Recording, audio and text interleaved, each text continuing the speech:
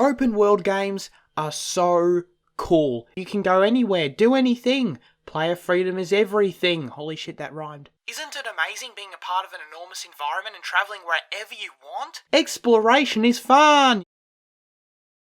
All the way up to distant mountains, and if you've played our previous stuff, you know that mountain is not just a backdrop. You can walk all the way to the top of that mountain. Adventure is widely considered to be one of the first open world games. Released on the Atari 2600 in 1980, the player is able to explore all kinds of coloured squares. Pretty crazy stuff. Since then, the genre has evolved significantly. We've seen a clear rising trend in these kind of games over the last 15 years or so, beginning with the PS2 and the GTA franchise, and continuing into the Xbox 360 PS3 generation, with games like Assassin's Creed and Oblivion popularising the genre further. Today, the majority of AAA releases are open world titles. I mean, this year alone, Sony has published 2 open world PS4 exclusives, 3 of 5 Ubisoft games this year have been open world. EA published Anthem along with Need for Speed Heat, both open world games, and Bethesda published Rage 2. That game had such an alive open world, right? 16 times the detail. These games certainly have a place, but they can be exhausting. Open worlds rely on one thing to function: content.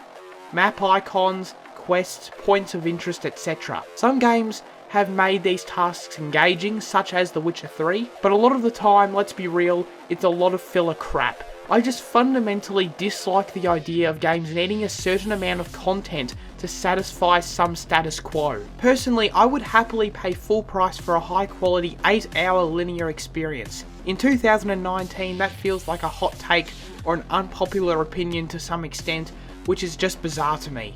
How players are choosing to spend their time increasingly within these vast experiences does begin to open another can of worms regarding games as a service, quote unquote, whatever the hell that term actually means. But I do think the rise of open world games and shared world experiences, which are easily monetizable, like your Destinies and the Divisions of the world, and basically 99% of other releases from large publishers, are linked. Even the new Assassin's Creed games, which I still enjoy, choose to emphasize quantity over quality in their open world design, and include questionable XP boosters as microtransactions. Games are bigger than ever before, and frankly, player expectations with the amount of hours many wish to get out of a game for it to be considered quote unquote worth it, has, at least to me anecdotally, grown to unrealistic levels. I'm so glad that games like Star Wars Jedi Fallen Order, an EA release, appears to be selling well. Not that it is a short or strictly linear game necessarily, but it is still very much a hub-based single-player adventure. Hopefully its commercial success leads to EA and other publishers shifting their focus to higher quality experiences and away from the video game equivalent of junk food. But now I'm getting off topic.